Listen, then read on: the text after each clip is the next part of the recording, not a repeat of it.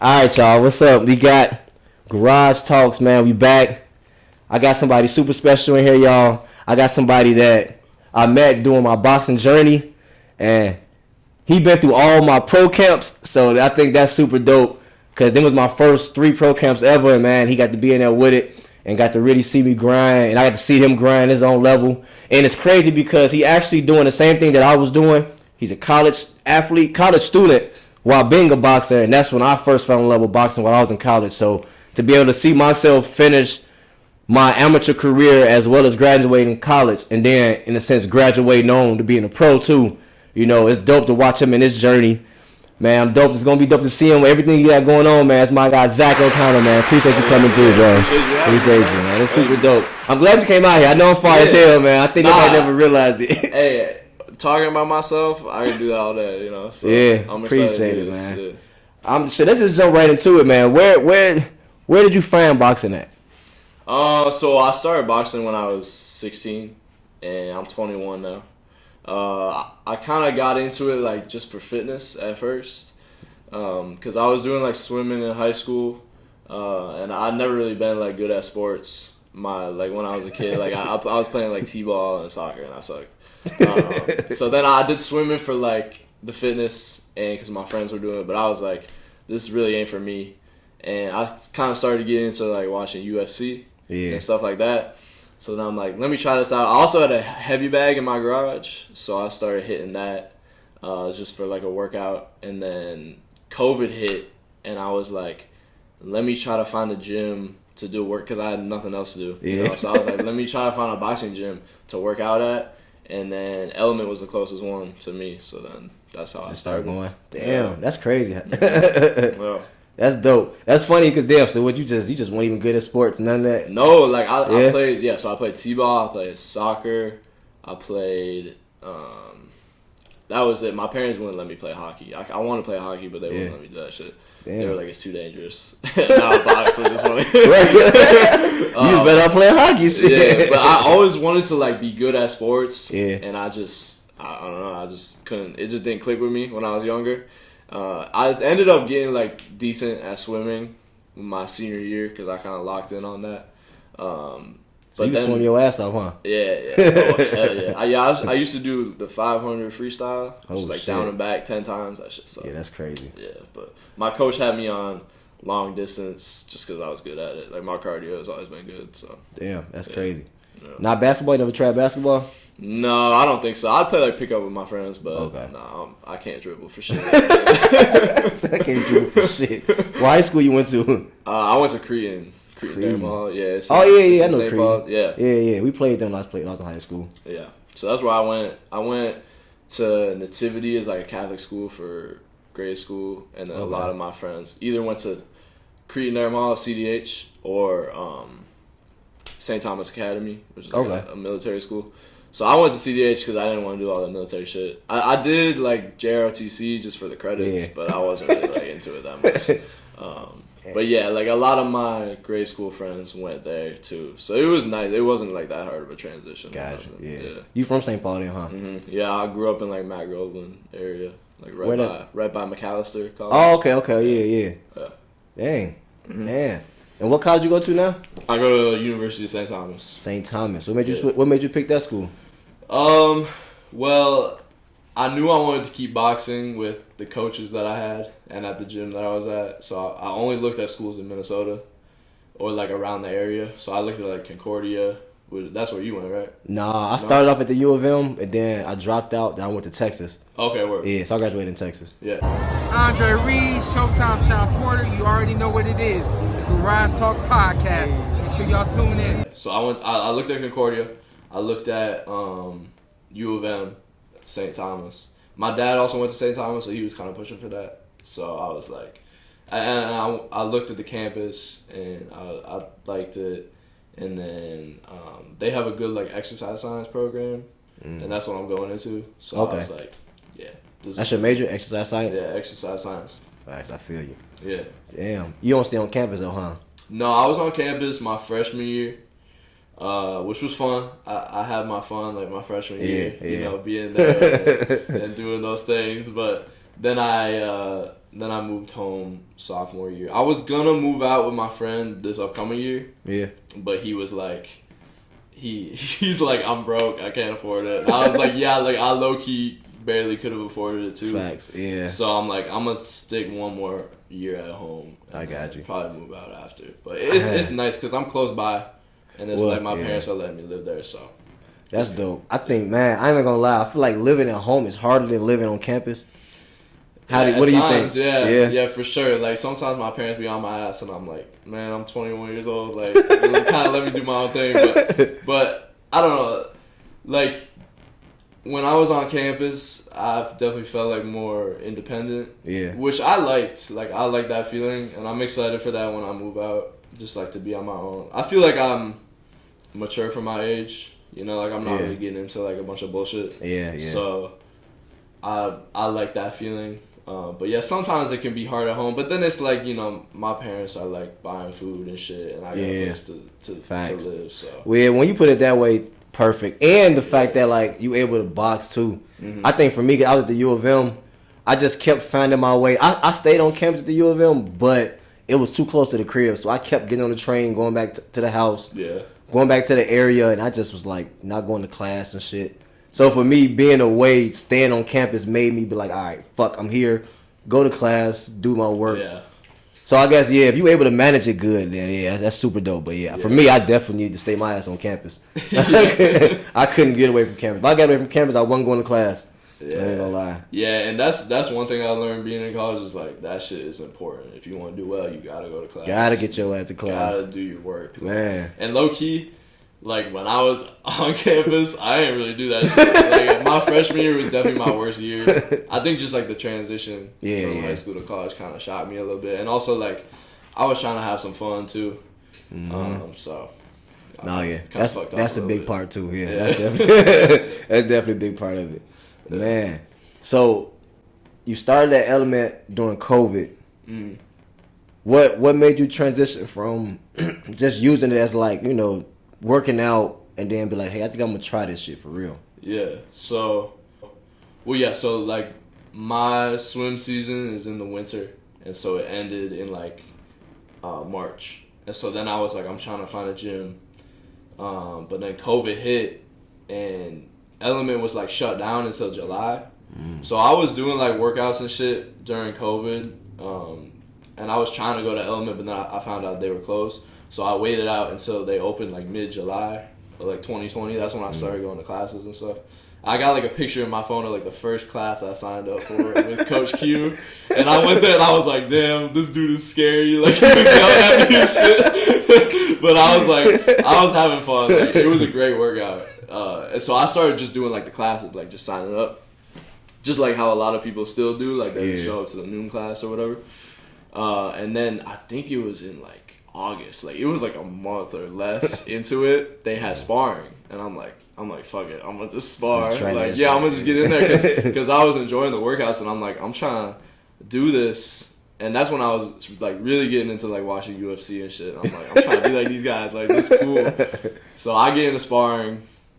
Like a month in, I got my ass beat for so long. Like there were so many times, probably like the first year or so, I was getting my ass whooped in sparring. And there were definitely a lot of times when I remember like driving home being like, damn, maybe this shit ain't for me. I would drive home from sparring with a headache. I'm like, damn, like I need to fix something. I need to figure something out. But I knew that I would just like have to keep doing it to get better, because I was seeing improvements. There were I would still, you know, I was sparring good people that had experience, so it's like that's not something to quit over. It's not like some beginner fucking me up. So I just knew I had to like get better, keep showing up, and even after those times of me like going home being like, this ain't for me, I still would get up the next day and go to the gym, you know. So there was just something in me that was just like I knew I could do it if I just keep working towards it. Yeah. Who was the first coach? Q was, and who else was there then? So Shane was there right away too. Okay. Q was like the first coach that I met and like did a workout with, and then I remember Shane used to do like the Saturday and Sunday classes at noon. So I would go to like a bunch of classes. Like I was doing like 2 classes a day, low key, because I didn't have shit else to do like in the summer, you know. So I was doing that, and then I think Shane and Dalton maybe were the ones that first started the sparring. Got you. So yeah, but they were all around. Like I had knew them all at that point when I first started sparring. Yeah. Okay. Yeah. Dang. Was there an amateur team yet by that time? During that time? No. So that I remember the amateur team started in like October of 2020 because we had been sparring together. We kind of had like a little team going. It was just like people going to sparring basically. So we had like people that I knew that wanted to compete. Same with me. And then I remember they were like, okay, they texted all of us. They were like, meeting here for like the fighter. Like they were starting a team. I was like, okay, bet. So that was in like October, and they were like, we're gonna be training every day. I was low-key nervous. I was like, damn, this shit sounds intense. They were like, we would train every day. If you don't show up, you're off the team. Like blah blah blah. And I was like, all right, bet. Like I'm just get full into it.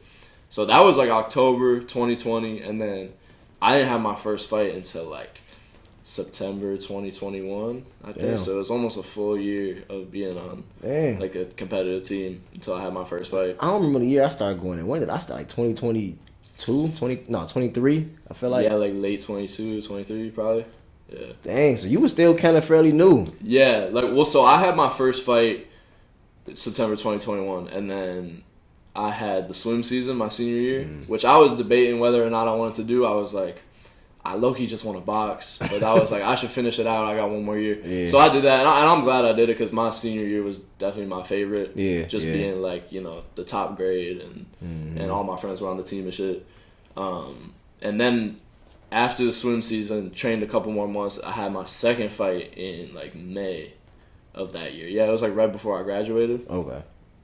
I had that fight. I lost that fight. I won my first one though, so I was like 1-1. And then it was my summer after senior year, so I was like, let me just enjoy myself a little bit because like friends are leaving and shit. So I was still training, but I wasn't fighting. And then as soon as college started, like that first year, I had like mad fights. Like I had like 7 or 8 fights, I think. So that I kind of see that as like the start of my boxing. Like I had fights before, but I was taking lots of breaks and shit. So that's when I like really started fighting. Damn, yeah, because I ain't even started boxing until like I already went to college, dropped out, moved to Texas. Yeah. But all my life, I thought I was gonna be a hooper. I don't know why I thought I was gonna be a hooper. I think I was really just a good leader. Honestly, I've always been a great leader. That's really what it was. I was the varsity captain, but I scored like 2 points a game. But I like started and shit. Hey, that's a good title, though. You know, like, but I was the captain though. You know, like I led the team and everything. But once I got to college, I was like, all right, I'm obviously not good at this. I don't know what I'm gonna do, but in my head, I'm an athlete. I still like want to do something. And I played baseball all my life too. I love baseball, but I didn't play. I played in high school, but high school gave me a bad experience, and so I stopped playing. By college, I was like, I don't know what I'm gonna do. So by that time, I think I was like 20 when I started boxing. Yeah. And I met a guy in the gym. And he was like, you could do this. And I remember I tried it out. He's like, bro, if you really want to do this, you gotta put your all. I was like, I'm putting my all in this. Yeah. I love this, dude. Yeah. And I got my ass whooped like every day. different sparring partners whooping my ass. Like unless you like really talented, that's your early experience. You got to though. That's how you get humble too. Yeah. You get humble and realize that if you don't grind, you can always get your ass whooped. And that's low key like not getting your ass beat all the time, but that's how you get better. It's like sparring with people better than you. Exactly. And it's like if they always taking the light on you, you're not really gonna grow. Like you gotta kind of get in the trenches sometimes. Yeah, you got to. Yeah. And even if it ain't necessarily like them going crazy on you, they can be light on you, but still be like, all right, well, I'm gonna work this on you and still beat you up with it. But it's better than me just whooping your ass completely, just, like, on you. But man. Did you start as Sir? So I started in Texas. Oh, okay. Yeah. So for me, I started in Texas.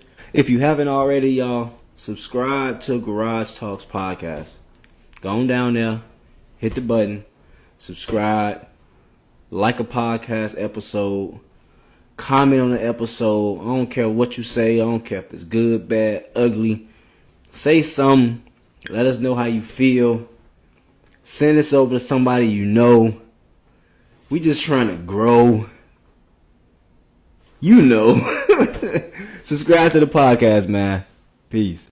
I first started with this guy named Rain Efi. I always shout him out, Rain Efi. I love him to death, man. He was a little short dude. Yeah. He was in the gym, and he actually is like he like Shane, like he do everything, like Muay Thai, and he knew how to like pull guns out. He knew how to do everything. But I remember I seen him in there working out. I was like, hey man, what you do? I want to work out. And he had me meet up with him.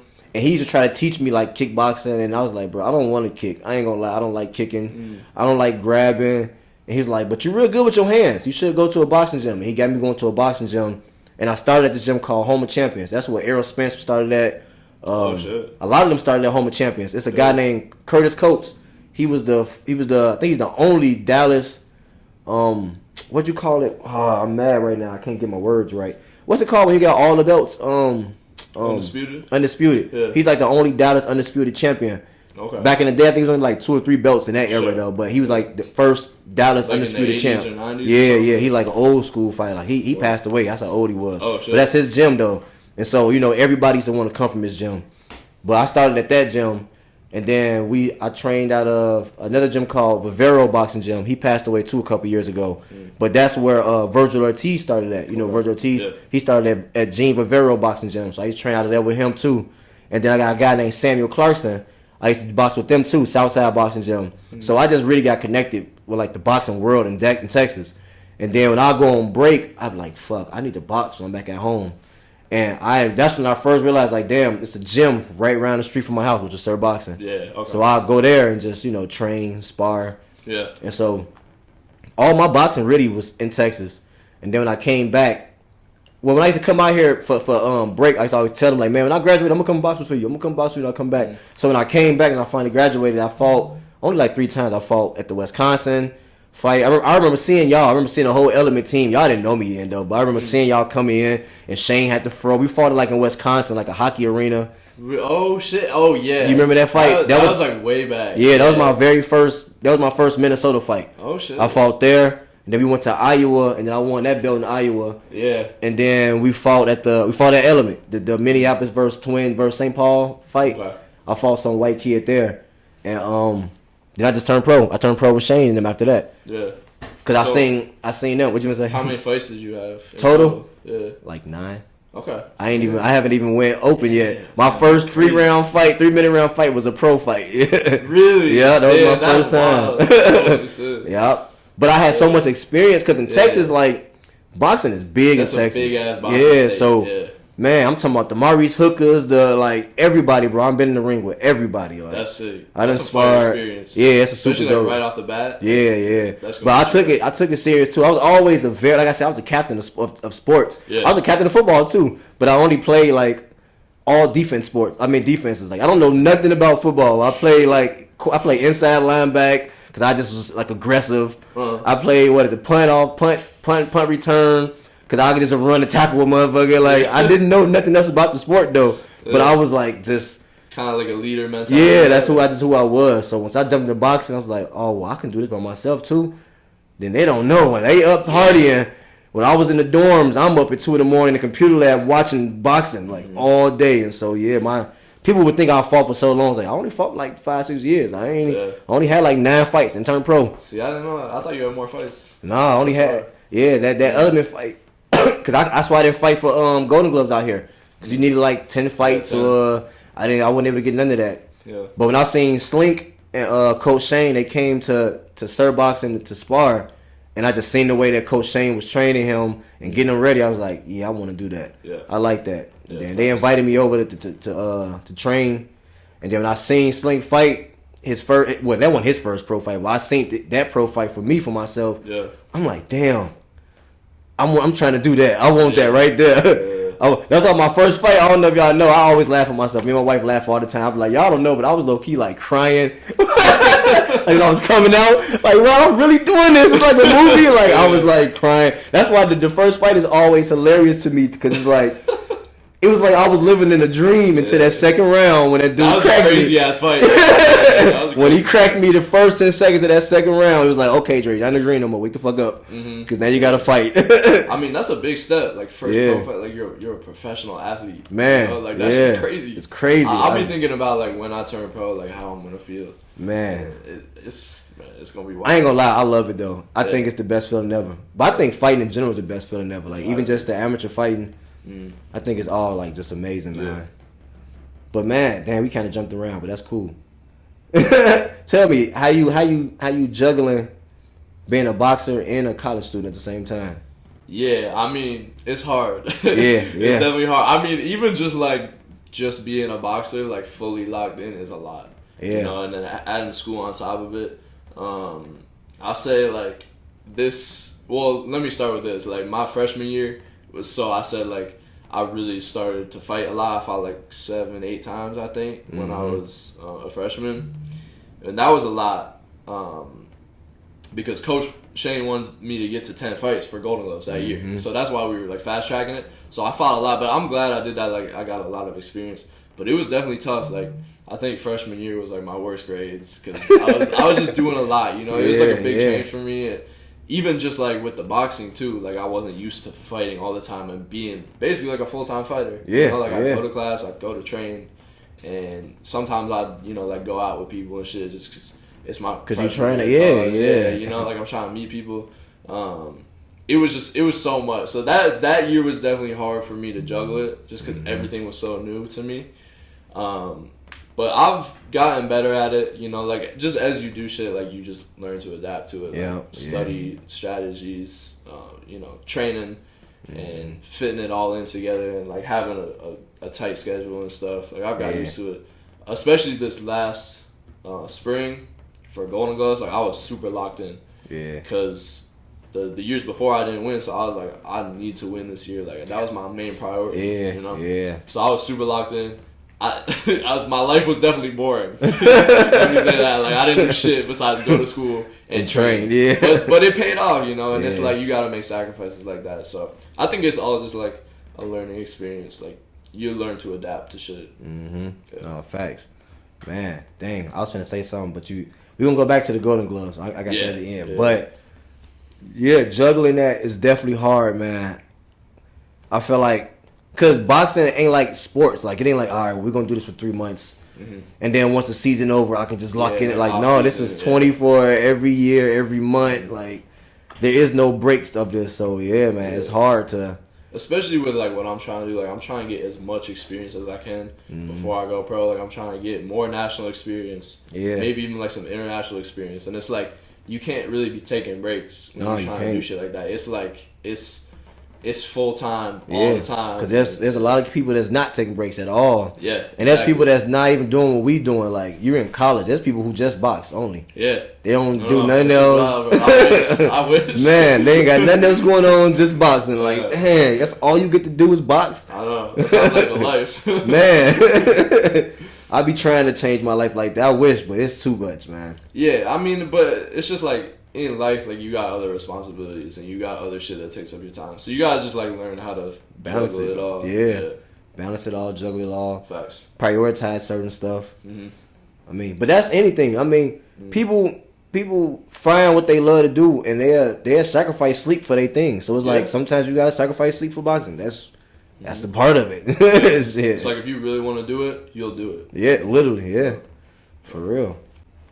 You kind of jumped on it, but yeah, what's kind of like your daily schedule? What's your sacrifices? What? Yeah, so lately this summer I've been working at front desk at the gym. So I've been doing that like 3 to 4 times a day, or not a day, a week. Oh yeah. Week. Sometimes I'll be picking up shifts too, you know, just like trying to make as much money as I can while I'm not in school. Yeah. I took some summer classes this summer too, which are honestly super easy. Like they just online, so it makes it way easier than taking it during the school year when I'm busy. I'm like, let me just get that shit out the way. And they're kind of like general classes. Like I took like a philosophy class and like a film class just to cover like some of the basic stuff. And they're available during the summer, so I did that. And then I've just been training every day too. Like we'll train. Depending on the day, like some days we're sparring, some days conditioning, some days it's like technique or like drilling. We'll train for about like an hour and a half or 2 hours. And then I like to do my own runs on like conditioning or technique days. And then sparring days, I like to do sprints after. Because I don't like to do anything before sparring because I'm trying to be at my best, have the most energy for sparring. Because I feel like that's the most important shit for getting better is sparring. Facts. I remember my coach would tell me all the time, you can run the marathon all you want. You're going to get in that ring and still get gassed out if you don't spar. Like, sparring, you have to do that. Yeah, and the other stuff definitely helps. Like, my runs and sprints and conditioning helps, but it's like, if you ain't been sparring for a while and you spar, it's like, it's different conditioning. Yeah, way different. You got to get used to that shit. So I'll be trying to be as fresh as I can for that. Do my sprints after, even though I'm already like dead tired. But that's low key boxing. It's like you're just tired all the time. Facts. But no matter how in shape you are, it's really a mentality thing. It's helping fix that mentality of being tired and then know how to keep going. Yeah, and tell yourself like, shut up, you ain't tired. Yeah. I remember Coach Shane tell me this all the time. Like, your body's breathing hard it's supposed to. Like, you're not tired. Your body's supposed to breathe hard. Like, shut up, keep going. Like, you're right. I mean, my body, it is supposed to. I'm doing what it's supposed to be doing. Yeah. Do you still train at Element too? Do you still train there? Or I'll do like some runs and stuff. I sparred with Ali a little bit for his fight, just to help him out and stuff, you know. But mainly I'm sparring with Shane, or I'm training with Shane, and doing all the stuff with the team. Gotcha. Yeah. And then I try to do some of my own stuff too, even like, you know, some technique stuff or like bag work, because we don't really do a lot of that. It's more like drilling when we're training together and stuff. Yeah. So I know it's a tough situation right now, but soon we got a team looking like they want to fight soon. Yeah. So hopefully we gonna fight in South Dakota next month. It's like September 27th, something like that. Scarlett just fought today, so that was fire. Third round TKO. We love to see that. Yo, what up, y'all? Andre, Big CEO Reed here, back with Garage Talks Podcast. Do me a favor, y'all. Go to your YouTube, type in Garage Talks Podcast, subscribe, add us, like something on there, comment on something, let us know how you feel, let us know what you want to hear, what you want us to talk about. Check out our boxing, check out our music we're going to have, performances, check out the podcast. Let me know if you learn any wisdom, y'all. We trying to grow this and build a community. Rock with us, y'all. Peace. Yeah, she I low key thought like she got her out of there the first, second round. That ref was just letting her go, but and also, girl, she was fighting. Well, I like Torres a lot. Like she's a nice person, but she was like throwing punches after the break. She was just frustrated. She was definitely frustrated. Cause Scarlett just had a great game plan. Like she would just piece her up whenever Torres would get some punches off. She'd clinch her, and it's like. But Torres really couldn't get no punches off. Like I was watching too, and I just felt like her feet game was just perfect. Like she knew how to keep the distance, and then whenever Torres would try to run towards, she just hit her with some bombs. Yeah. Then you wrap her up. It was like she was just frustrated. She couldn't. And every time Torres got close, it's like she got wrapped up. And that's frustrating. I mean, like you know, I understand that shit, but it's like. You gotta do something about it. You know? But she did great. She stayed like nice and relaxed, and she was like smiling and waving to her mom in the corner and shit. I was like, "You need to lock in." But she locked in, got the finish, so that was great. And then Ivan just had a fight last month, I think, and he fought this dude who's pretty good from North Dakota, and he pieced him up, man. Ivan looked good as fuck. Yeah, I bet Ivan looked good because Ivan, man, I remember Ivan was like what 14. Now he's 17. See, so he's been fighting for a little while now. But he's got like 12 or 13 fights now, and he already went to like Silver Glove Nationals and stuff. So he gonna be a problem for sure. Yeah, for sure he is. What about Christian? How Christian been? Christian not really been training that much. Okay. He'll train with us every now and then, but he hasn't fought since like 2023. Yeah, been a while. Life do that though. Yeah, for sure. But it's always good to see like everybody. And I love like seeing old people from the team, like people that I met in like 2020 coming back and shit. Like it's just cool. I love that about the boxing scene. And everybody is so nice, like in the boxing scene, especially in Minnesota. So it's everywhere though. I'm not gonna lie, because like how we just said though. Everybody had that moment of humbleness. And so you realize, like, all right, y'all stood in the boxing world. We've all been humbled and we still going. So it's like, we punched each other in the face before. Like, how could I not have love for you still?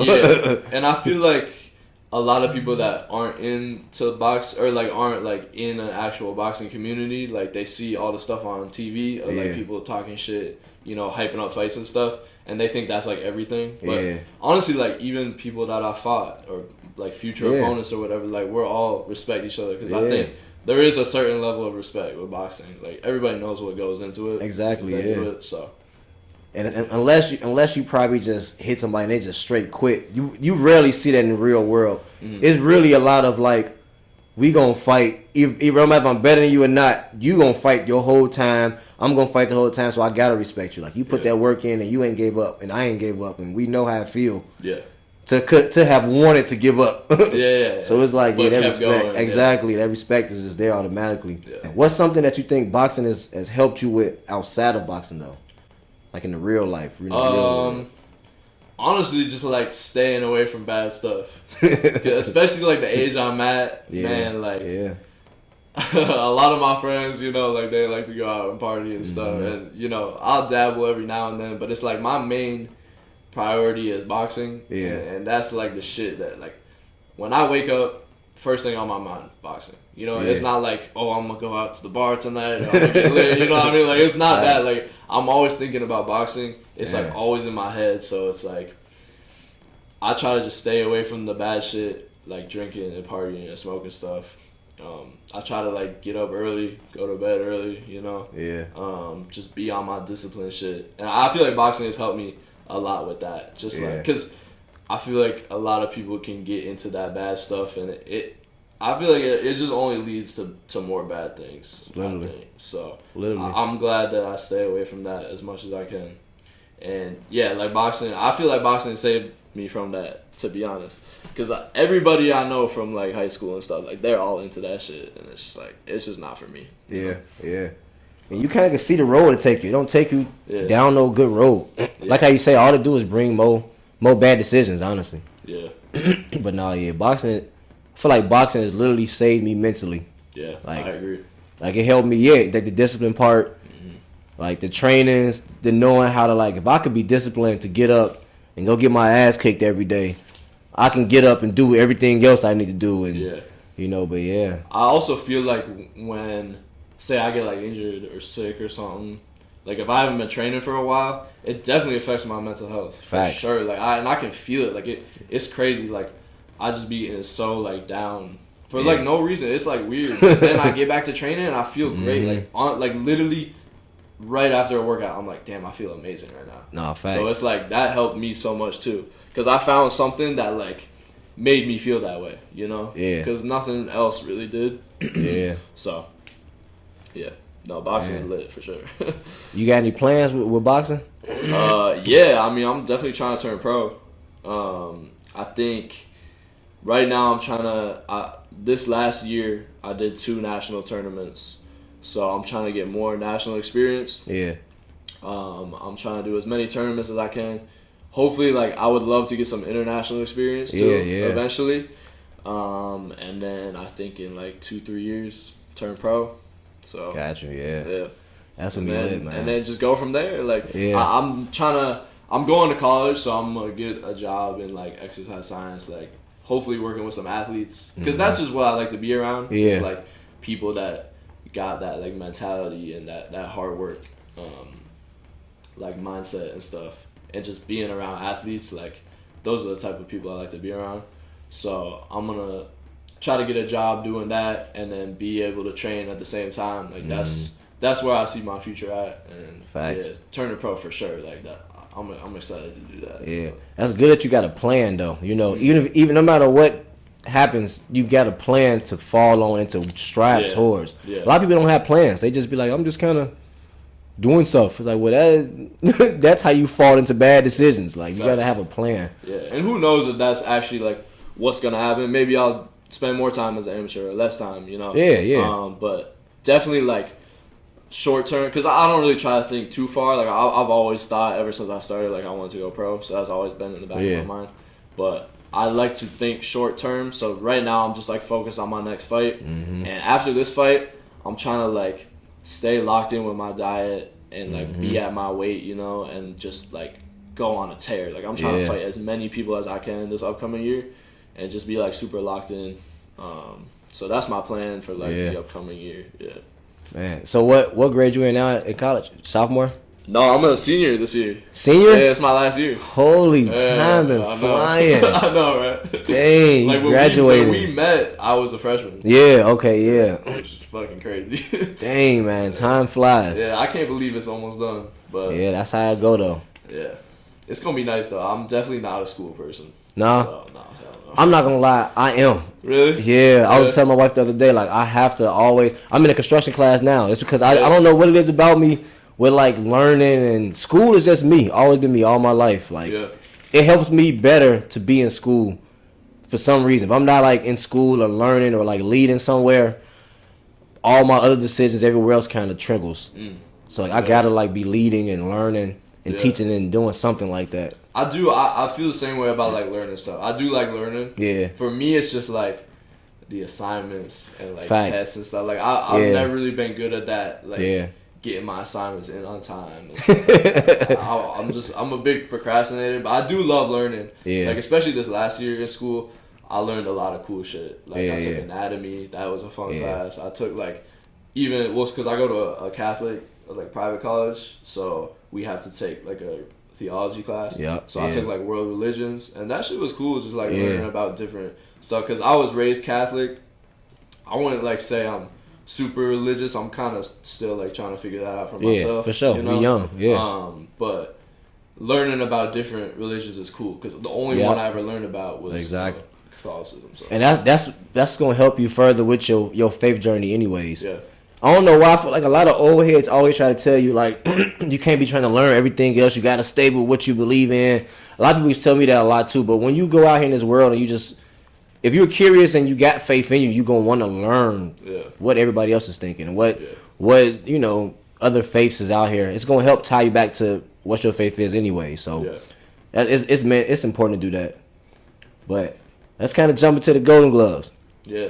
How you feel about getting that upper Midwest Golden Gloves belt, man? Man, so good. That low key like best day of my life. Yeah, that shit was fire. So I don't know if you know the history I had with it, but I'll kind of explain it. Yeah, run it through. So like I said, my freshman year got a bunch of fights, got up to 10, which honestly like I remember talking with Shane. I think it was after like my third or fourth fight, so I still needed like 6 fights. I remember talking with him, and he was like, "Yeah, the next." We had like 3 or 4 months until Golden Gloves. He was like, the next 3 or 4 months, we're going to try to get 6 fights in. And I remember talking to my dad, and I was low-key like, damn, like, that's a lot. I was like low-key scared. I was like, I got to fight that much. Like that was still early in my career, so I was still like low-key scared to fight. You know, like it's a scary feeling. Was your parents, they down with it? Was they supportive? Yeah, for sure. They're always just like, if you want to do it, like we support it, which I really appreciate. And they're like my biggest fans. Like they've been on all my fights and shit. That's really cool of them. So they've supported me through all that. But I remember like talking with my dad about that. Damn, like that's low key a lot. Like I don't know if I can do it. That's how I was feeling. You know what I mean? But I kind of just took one fight at a time. I had like 2 different weekends or 2 different like weeks where I would fight a Saturday and then the next Saturday. That happened to me twice in that like period going to Golden Gloves, which was honestly fire. Like that was a great experience. But I remember I was like, damn, this is like a lot. So I did that, got to 10, and it was just like a lot of hard work. And I fought a lot of good fighters too. Like I fought, Eddie. I fought him in like my 8th fight. He had like 70 something fights. I was like, and I'm crazy. I like convinced myself that I could beat him. You know, it was how you supposed to. That's how you know you're boxing. So which I am happy I have that in my head where I'm not like, oh, I'm gonna lose. This kid has so many fights. I was like, I'm gonna beat this kid. Like, I was like, I'm bigger, I'm stronger. Like I'm gonna beat him. I didn't beat him, but but it was a good experience. And just like that was my first time going up against somebody that I was like, damn, this is gonna be a hard fight. You know, because all the guys I fought before then had either the same amount of fights as me or less, and I was like, yeah, I'm gonna run through these kids. But so I fought so I got to Golden Gloves. Only one other guy in my bracket, so I was gonna fight him. You remember who he was? Yeah, I'd seen him fight one time before, so I kind of knew who he was. And then, okay, Actually, there were 2 other people in my bracket. He fought the other guy. I got a bye. So he fought the other guy the day before, which was like some old dude. Like he was like 40 or something. I don't even know. I don't know who that dude is or where he's at. But if you fought at 2023 Golden Gloves at 165, he got stopped in like the second round. He looked old though. I don't know. But so dude won. I think his name was Davion. He won. Okay. And I was gonna fight him in the finals. My first time making weight.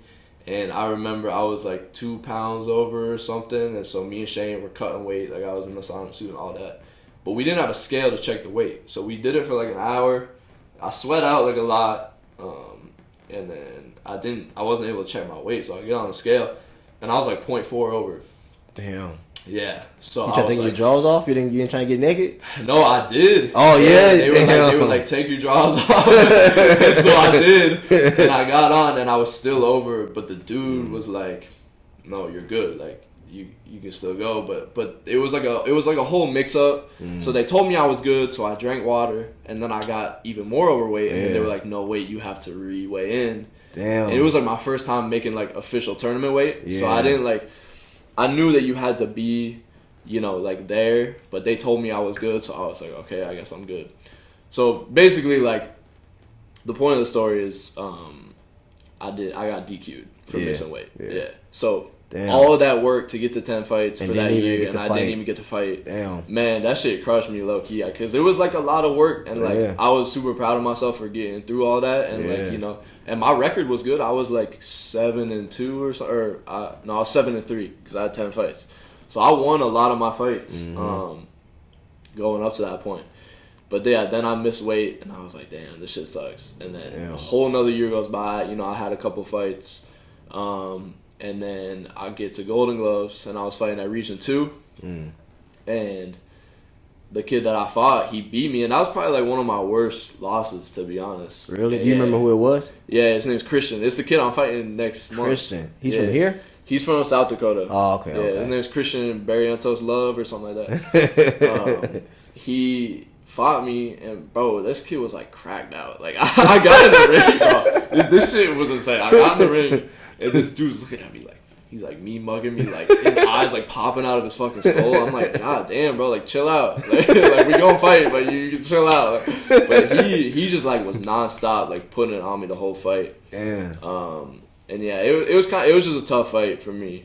I just really couldn't like get going in it. And so I lost that fight. So then I was like, damn, 2 years in a row. I'm like, Man. fuck me, bro. Like I need to figure this out. So and then that next year, I think I had my best year of fighting. Like I really like got comfortable with my skills and going into fights, not even really being nervous. You know what I mean? Like I was just like, I know I'm prepared, ready to go. And I did my first national tournament this last fall.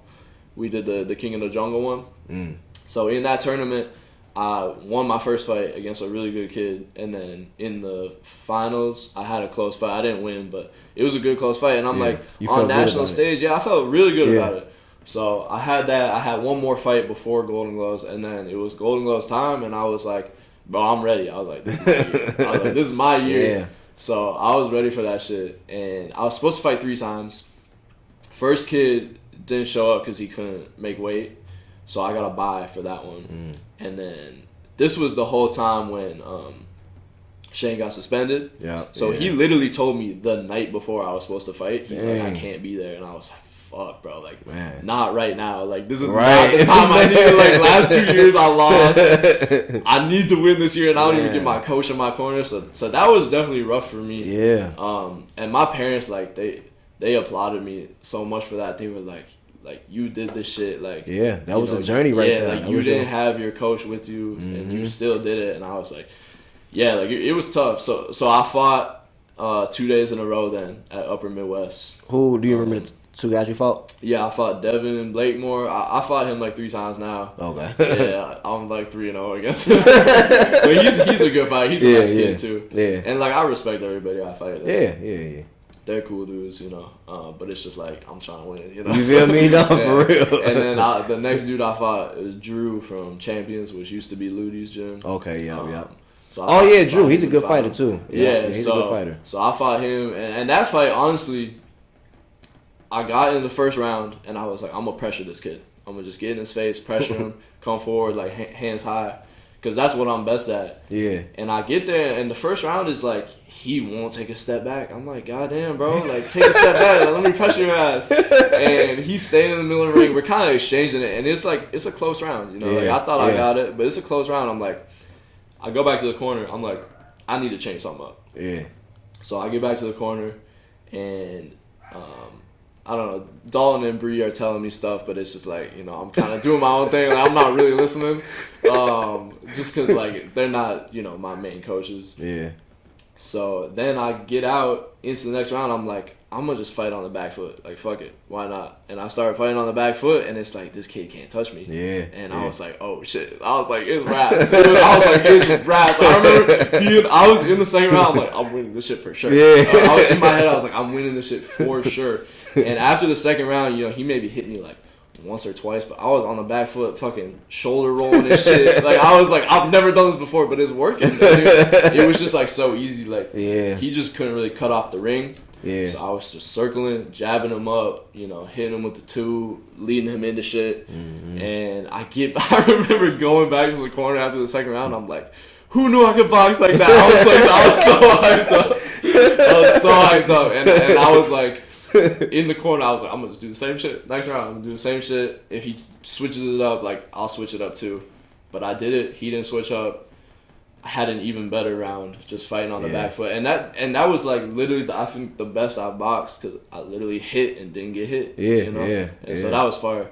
So I think that was just like a great way to cap it off. And then the thing is though, I go to the decision and they're like this year's Upper Midwest champ at 165, and they're like by split decision. I'm like, split decision, right? Like, I'm like, y'all ain't about to take this from me. I was like, this kid didn't hit me for 2 rounds. Like, what are you talking about?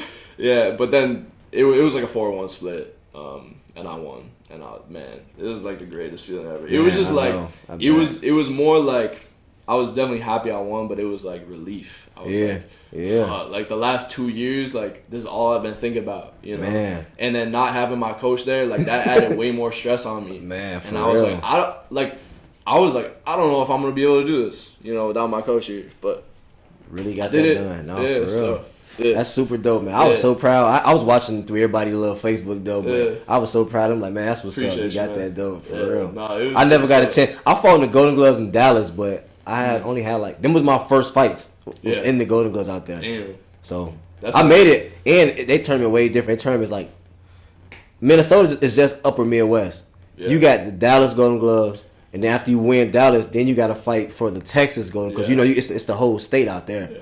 But it was dope. But I was just so proud of you. I'm like, man, I never got to do this, but I'm happy for him. Appreciate you, bro. Yeah, that was super dope. Yeah. And then getting that belt, man, I was like, fuck yeah. I was like, I was flaunting that shit around, putting it up on my shelf and shit. So, and I remember that day, because it was like spring break or something. Like, there was some break. So my friends were back from school. Got you, yeah. So, I went and hung out with them, and literally like the whole night, like I had a smile on my face that didn't go away. I was just like smiling. I was just like so happy. Like every time I would like get distracted, and then it popped back up in my head that I just won. I'm like, man, I was so happy. Like, it was so fire. Man, you still got your belt? Yeah, for sure, bro. Hell yeah, that's like my prized possession. Man, I got all my shit. I can send you a picture, but I got all my shit like up on my shelf. Yeah. So yeah, me too. I ain't got too many, but I got my little, my little couple stuff. You know, some hardware for sure though. I wish I had more. Well, I got more like little change that you win and stuff, but I don't know. Yeah, sometimes they be giving you like I don't be caring about that. I want the big dog shit. Yeah. I actually did do this one, the Sarge's one. Oh yeah. In Iowa. Yeah. So I got that belt too. Okay, that's my first belt I ever got. I needed that one. Yeah. I got I'm supposed to have a belt from Element, but that belt was kind of. I got that one too. I got that one in my first fight, so that one holds a special place in my heart. But, I feel you. Yeah, that was sick. Yeah, man. I think I like my big trophy because I won that. That was called. That's sweet.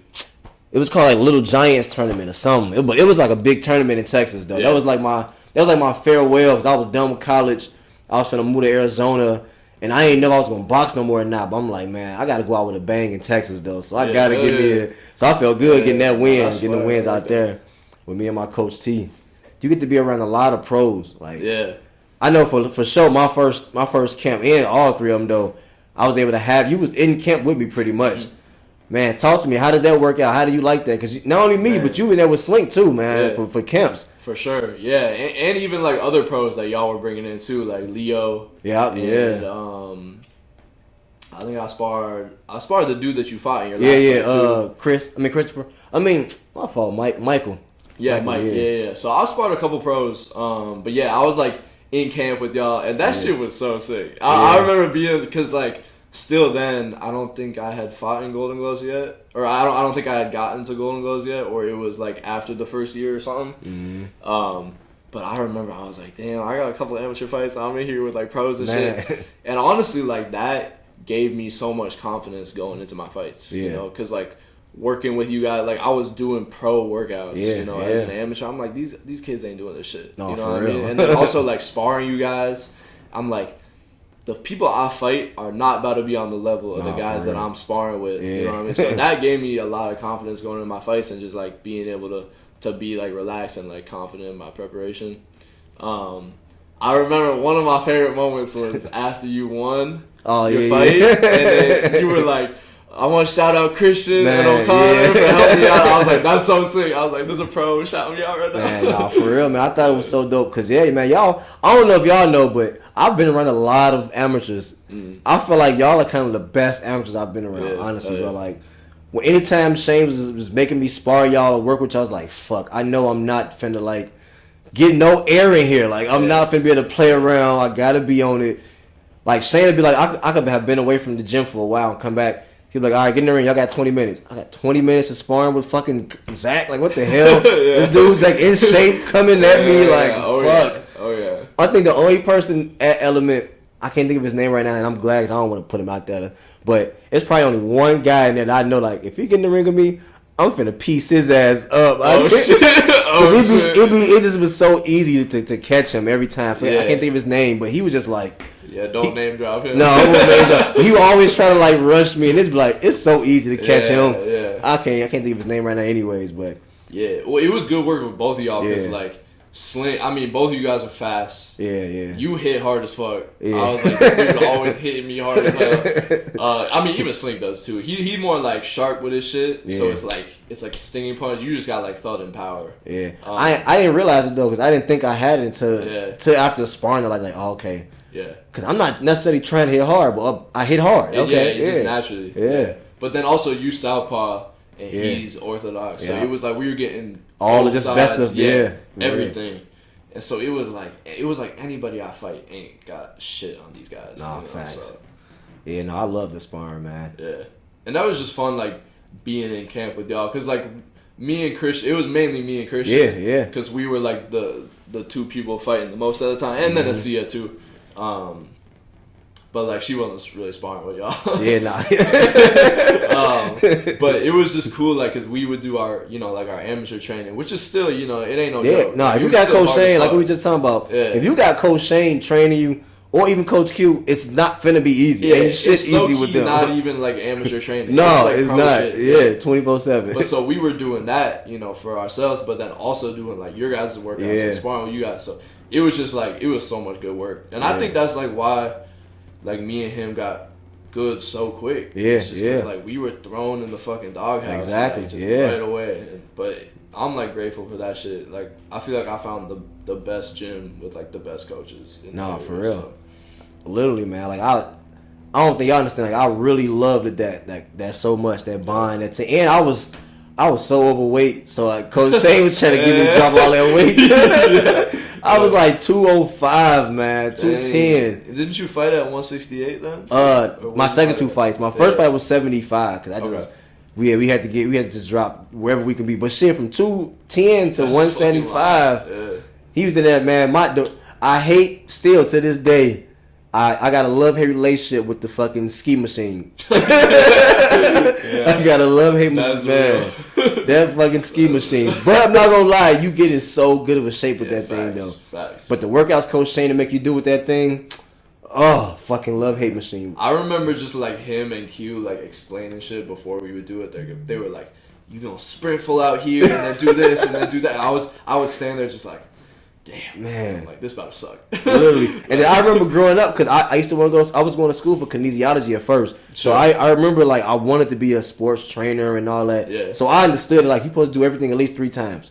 And Coach Shane would be like, all right, 10 times. 10 fucking times? What the? You're supposed to do 3. What do you mean 10? Like, that don't make sense, dude. Yeah. Like, that's just be crazy. But it's all for a reason, though. Like, they do it all for a reason, though. Yeah, I love that hard work. Like Yeah. that shit. That also just gave me so much confidence too. It's like I knew every day I go into the gym, I was gonna be dead. Yeah. And I'm like, I would feel so good. Like I would Yeah. feel in such great shape. Like Yeah. that was fire. Back when we were at the old place, like Man, I loved we being had at the some old shit place. going Yeah. on. Yeah, that was sick. I think if we would have kept, man, that would have been a powerhouse. We'd have kept that going. Whew, yeah.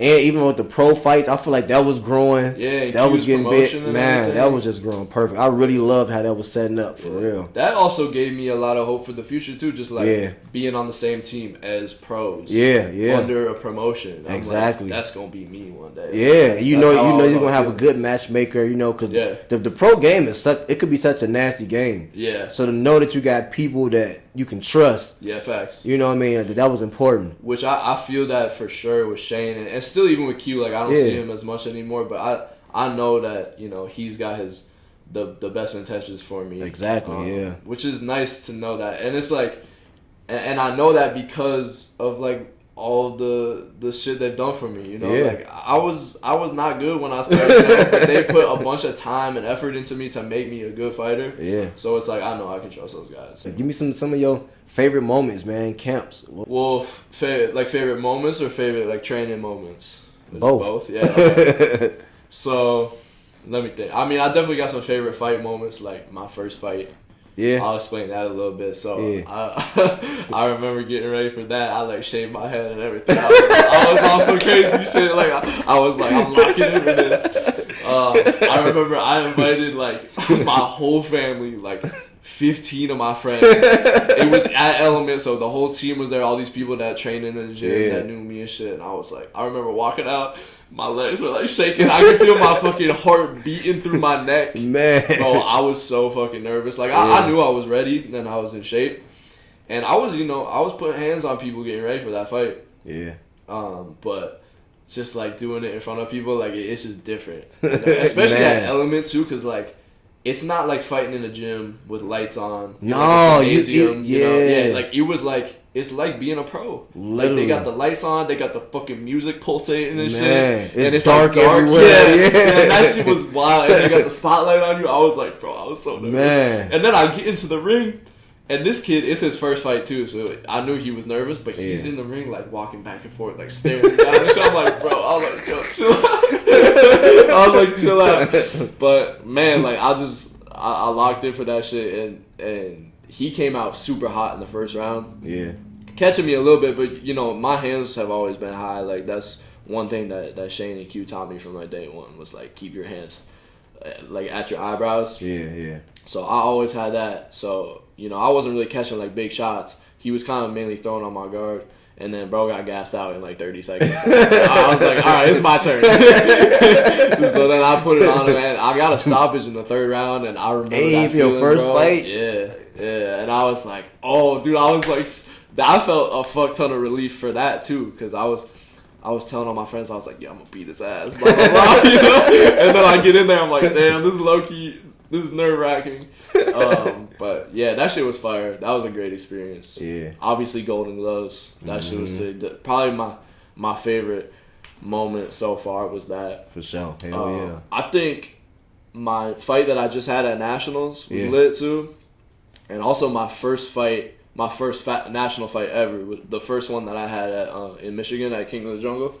I remember just in both of those fights, it was like the biggest stage I had been on, like the most important shit, like a national tournament. But I honestly felt the most relaxed. Yeah. Which is crazy. Yeah, I don't know why, but I remember, especially in the first round of both of those fights, super relaxed. Like everything he was throwing at me, I was catching. I was ready. Like I was just like so locked in. Like I don't even know how to describe it, but it's just like super relaxed, just like on point. Like I didn't even feel like any pressure.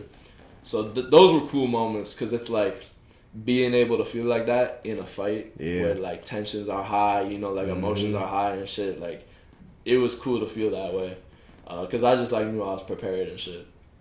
And then like for training wise, definitely the camps with you guys. Man, that shit was sick. And honestly, just like being at the old Element, man, like in the warehouse, like that was so fire. Man, I definitely love that. And then doing like, even though I hated it, Monday conditioning with Q, yeah, because he used to kill us. But I remember being at school and I was like, damn, I got conditioning today. I was low-key scared. Like, and that's the thing. Like, honestly, I get. Even still now, like I get more nervous for training than my fights, man. Because I know, like the fight could be easy, you know. Yeah, but I know the training is gonna be hard. Training is always harder than the fight. Yeah, always much harder than the fight. So I definitely get way more nervous for training. Yeah. But yeah, like those were definitely some of my favorite moments. And then also just like all the people I've met, like everybody on the team, especially our team, like. We just have a great bond with each other, and I think that makes it way more enjoyable, you know? Because sometimes you see people pull up to events, and it's like they not really talking to each other a lot, or it doesn't even seem like they're really friends, like they kind of just teammates. But I feel like I'm friends with my teammates, you know? So that makes it better and more enjoyable. Oh, yeah. I love that too, facts. Yeah. Man, I remember my first fight, I was in college, and I literally only been training for like 2 months. Yeah. And my coach, he wasn't used to being a coach yet. Like he didn't even know how to wrap hands or nothing. But he knew Coach T got the game. He knew the game. He taught me the game, but he just wasn't a coach yet. Sure. So like I said, I'm already a college person. I like to teach and learn. So I'm like, man, I'm finna set myself up for a fight. I don't know if he know how to do this. I'm finna go on USA Boxing. I'm finna find a fight. And I didn't know. I threw myself in like this tournament in Texas. It was people who supposed to have like 7 to 8 fights trying to get 10 fights. And you know your first fight supposed to be like what, 1 minute round? I threw myself in a tournament where it was 2.5 minute rounds. So I remember I told everybody at the college, like, y'all come pull up, we finna fight. I had my homie, he came with the camera, like, yeah, I'm recording for you. And the dude didn't beat me up, but he definitely beat me. Like, he whooped me. I mean, I didn't get hit because my defense, I was always pretty quick. But I didn't understand boxing. I just could not hit him for shit. Like, I just could not get to that man. I got one good hit. My homie, I got the video on YouTube. He tried to, like, make highlights on there. It's only one highlight of me, like, wow, hit him one good time. It's all, like, flashy. Other than that, I didn't touch that man no more that fight. Like, I even got so mad, I was, like, talking shit. Like, come on, man. The ref had to stop. Like, you can't be talking. Like, oh, I didn't know. Then I cried my ass off after that fight. I'll never forget that. I cried. I be hitting this coach up, his name Coach Reckleford. He was a professional fighter, heavyweight in Texas. He went in the bathroom and was talking to me after because I was just bawling, like, because I felt like I was embarrassed that I felt like I talked so much shit. I'm finna kick this dude ass, man. And then I even seen him, and that's when I got humbled because I seen him. And he was like a little nerdy kind of. I'm like, I'm fighting this dude. I'm finna kill him, man. And he just knew how to box. Like he really knew how to box, and I just was so embarrassed. But that's the thing I like too is like looks can be deceiving. Literally, like, man. I feel like I'm not scary. Yeah, facts. But now, like, once you become a boxer, you realize like that look don't mean shit. Don't mean shit, bro. It's all about the skills. Literally, I tell people all the time, like, man, the most nicest, smilingest person will whoop your ass. Literally, they do not have to look mean. Facts. And I've never really been like a violent kid or nothing. Yeah. Like, I don't really get in any fights at school or anything. Yeah. But it's just like, I don't know, something about boxing I just fell in love with. And it's like, I got that dog in me. Yeah, you know it's in you now. Now you confident. And I think that helped me out too with like not getting in trouble in the streets. Even though I was never really in trouble, but I definitely had that persona as growing up of like, I'm ready for somebody to bother. I always had that. But once you get into boxing, it's like, oh, I get to be happy. Like, I know I got it in me. I don't got to like be thirsty to prove. I can... kick your ass. It's like cool. You avoid that shit. Yeah, it's like if somebody's pressing you or something, it's like, bro, you don't want. Because I know what I can do, so I don't have to prove nothing now. Like I'm cool moving away, but I think my definitely most proudest moment was that second fight. Even though I wish he was a little more in shape, he just was a little chubby himself. My pro fight. Oh yeah. When I got the run up the drop, like I was definitely proud. That's because I felt like I thought my first fight I was gonna win. And to come out with a draw, I was like, man, I really didn't want it to be a draw. I wanted to win that first fight. So I was like, this second fight, I'm winning. Like there's no ifs, ands, or buts about it. And I remember when he came out, I was like, I'm finna kill him. Yeah. And Coach Shane was like, "Do you want an ugly win or do you want a nice?" He don't. That's the reason why it happened the way it happened. He's like, "Do you want the ref to just stop it because you throw weak punches at him and you don't really get no good shots off, but they stop the fight, or do you want a nice land punch, that flashy shit? You know what I mean?" I was like, "Yeah, I do want a nice landed punch." So I'm glad he made me calm down. Yeah. And it was just a perfect setup. I think I watch that video all the time. You just hear it like, "Wow!" I'm like, I'm so happy of that. I'm so happy for that. That was a mean fucking body shot. Man. Like, God damn. And I think about it all the time. I didn't throw it hard because we was finna set the next punch up. Yeah. Because Coach Shane is great at setting shots up. So that was really supposed to be the setup shot. But that's how it works. When you don't like try to punch so hard, they can be the hardest punch. Like that was so perfect though. And sometimes when you try to throw too hard, it's like it's wild. They see that shit coming. Exactly. Yeah, so that's perfect. Like throwing it like 70-80%. Literally, sometimes that's the best. Yeah. But I was so happy for that, man. Yeah. Nah, I mean for sure. Like first pro win, like that's sick as fuck. Man. And I'm proud of my fight against Michael too. Yeah. I watch that fight all the time because he was a taller, actually in shape, know how to fight. Yeah. So it was like, man, I felt like I looked real good. I felt like I was confident. Like I liked that fight. How many rounds was that fight? That was 4 rounds. 4 rounds. Yeah, that was really. I felt good about that fight. Yeah. But I did learn I don't want to fight at that weight no more. Yeah. Yeah, that heavyweight stuff, bro. 70s and 68s and in the pros, I felt like I was feeling everything I was getting hit with. Damn, like, yeah. I was feeling Yeah, everything. how does it feel like no head guards? Was it 10 ounce gloves or 12 ounce? I think we had 10 ounce. I don't remember. It don't even matter, 10 or 12. Both of them mugs just felt little. Yeah. It felt good when you in the back warming up with your coach. Because I remember was warming up on all them fights like, damn, I'm fast as hell now. Like, I mean, wait till I catch this dude. Like, that's what messed me up with my first fight. So my first fight, I don't know if people know him, but I'm glad that, I'm glad I get to look at it because his name is Chris Porter.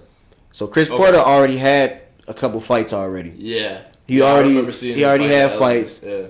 No, he already had pro fights. Yeah. And so the day that we fought, I just knew though, that's my first pro fight. I'm like, I know I hit hard. I'm finna crack his ass and just put him to sleep. And every time I was trying to punch him, I was trying to knock his ass out. Like when I tell you, I was trying to hit him so hard. Yeah. And that dude got a chin on him. He was not going, man. I remember you posted a clip recently of like hitting a combo on his head and like all bouncing off his head. Literally, bro. He's just eating him. He's just eating him. Like when I tell you that man just eating him. Holy and then he come back and he knocks Tyler out.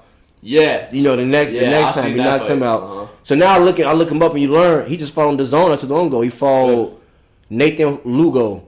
So Lugo, really? The Lugo brothers. Yeah, the little brother. And he didn't get he went all 4. But he's like one of them journeymen that like, he's not. Me and Coach Q talking about them like, oh, he don't get knocked out. Like that's who he is. Yeah, that's a tough fight. Yeah, the first one. That dude was tough. So I'm like, okay, I feel real good about myself now. You know, like, and you recovered well too, because he fucking cracked you. Man, did he? I watched that all the time too. I didn't realize this how bad he cracked me. When he hit me in my head, this is what I thought happened in the fight. In my head, he hit me, and I fell off the rope, and he grabbed me and tried to man rush me, and so I slammed him. That's what happened in my head. Yeah. I watched the fight now. He was whooping my ass, and I was falling, and I grabbed him and made us both fall. But soon I got up and like 3-pieced him right away, and was getting right back into it. So I feel good about it. But no, that dude cracked my ass. I'm not gonna lie. No, you did well because I remember seeing your legs go a little bit. My legs. I was like, fuck. Yeah, and that's when I learned all that in that fight. Because like I said, I only had 8-9 amateur fights. I never went open, so I never really got the experience of like being hurt. What happens when you get hurt? Your legs go down. Like I didn't know that. I thought I was that good. I'm like, oh, I feel good. Like I'm in shape, and my legs like, no, you're not.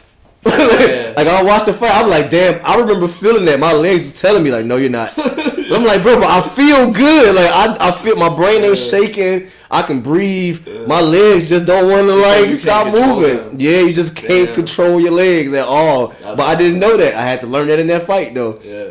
But that's what I mean. I'm so proud of that fight too because that was definitely the boxing world telling me like, all right, do you really want to do this for real? Yeah. And I feel like I was like, yeah, I do. Because some people might have taken that shot and that'd have been it. Gone down. Yeah, like, fuck, that'd have been it for them. Yeah, that'd have been it for a lot of people. So like going through adversity in your first fight, like that tells you something. You know, like do I really want to do this tonight? And I was like, man, I do. I want all this. Hell yeah. But then was that second fight was like, yeah. I almost wanted to cry again in that fight. I don't know why. I be such a passionate person, bro. But that's what happens when you put your all in stuff. You know, you become passionate about it. And I had my first son. I still got that picture. I'm pretty sure I don't got it nowhere up here. I don't. That's sad. Oh, I dare. Him in the ring? Yeah, I got it like on Instagram. And yeah, stuff, yeah. I got a picture of my son, baby Dre, because he was just born. Hell yeah. So I think all that's man. That's a moment for sure. Man, I tell my wife all the time, like, I don't come from a family that passed nothing down. So the fact that like my kids to be like, man, my daddy a pro. I've been around this all my life. Like that's so dope to me. That like I'm changing the trajectory for them. Like you can do whatever you want. Like you feel like you gonna try to get them into boxing, or are any of them like interested in doing it? Baby Drake definitely love boxing. Yeah, like he love boxing, man. He probably think I'm out here training now. If he come back in, he be like, "You boxing?" He like, "Boxing?" Like, nah. How old is he now? He's 2. He'll be 3 in December. I had him literally. My first pro fight was December. Damn, I remember that date. But whatever it was, we thought my wife was gonna have the baby that day. I remember Coach Q gave her a big ass like comfy chair in the front. Oh, shit. We actually moved my fight up more because he wanted me to fight closer to a Slink fight. Yeah. But he had me fight earlier in that fight because he didn't know we were supposed to have Baby Dre in. We ended up having him like a week after that. Yeah. So he was born literally a week after my first pro fight. Damn. Yeah, wow. Yeah, that shit was crazy, man. I know everything is kind of crazy. Why haven't you been to another gym? Like what kept you at Element? What kept you with Coach Shane? What kept you with the guys you at?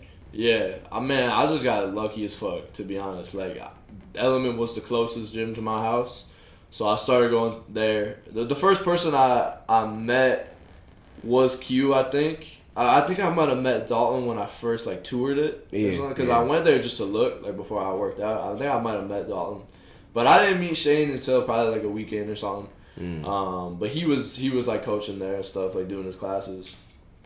And I don't know, it's just like I'll definitely feel like I got loyalty towards them, and it's just like I've always been with them, you know. Yeah. And I think the biggest thing is that like from day one, you know, not knowing anything, not really, you know, being the most athletic or like gifted early on, and they still like gave me their time and believed in me. Especially Shane, like he gave me so much extra time. Like I would always hit him up, be like, "Yo, can we do pads after sparring? Can we do this?" Blah blah blah. And he would always say yes. And he never asked for like money or nothing. And I was like, "That's it. Like that's love for sure." Yeah. You know, so I think it's just that. Like I just bonded with them quick, and I was always like. Before, you know, Shane got removed from Element, I was always like, I'll never leave Element. Like, I'm always going to stay where I started. But it's like, that is where I started, with Shane. You know, I'll always stay loyal to Shane, you know. And if he eventually stops coaching, which I don't think he will, you know, then I'd move on. But it's like, for as long as he's coaching, he going to be my coach. You know what I mean? So it's just like, I think just him being with me my whole career is something I want to have, like from literally day one to all the way through. Like that's just how I envision it. And, you know, he's just a good guy, and we mesh. You know, and it's like we can joke around and shit, but then we can get serious. And he knows how I fight too. You know, so it's just like it's the perfect relationship. Facts. Man, I wish I could still keep both Coach Shane and Coach Q together. I ain't gonna lie. That'd be super dope. Yeah, man. Dream team for sure. Yeah. Cause like my loyalty, like, that's how I feel too. Like I started in Texas, so if I could, my loyalty would definitely be with Coach T in Texas, my main coach. But I kind of got a loyalty and a family bond with Sir Boxing too. Sure. That's always been my family. Like everybody there's my family. Yeah, they're good people. But for me, I just feel like God always lead me to where I need to be for a certain thing. And so like when I was starting at Coach C gym, when I was fighting there, I love Coach C, I love Johnny, but I didn't really have a coach. I go there, I train with them, great training. But like when I fought with them, it was kind of like I just fought. Y'all just kind of like wrap me up. When it was corner time, it wasn't really much to tell me in the corner. You know, we never really have game plans or nothing. When I told him about I wanted to turn pro, it was kind of like, oh, we can go fight in Philly. This dude want to go, and I look it up like, no, this is his debut, and I don't want to do that. That ain't how I want to. Yeah. So when I first met Coach Shane, that's the only reason I went to Elements, because of Coach Shane. Yeah. And then Coach Q. So it's like my loyalty is definitely with Coach Shane and Coach Q. I don't want to never say I was never like an Element fighter, but I wasn't. Like I never fought for Element. I fought for Coach Shane and Coach Q. You know what I mean? But they became my family. So I feel like this is who I am. Everybody that I meet, if we connect in that way, like these are families now. Like I really don't go to no other gyms if it ain't Sir or Element. Yeah.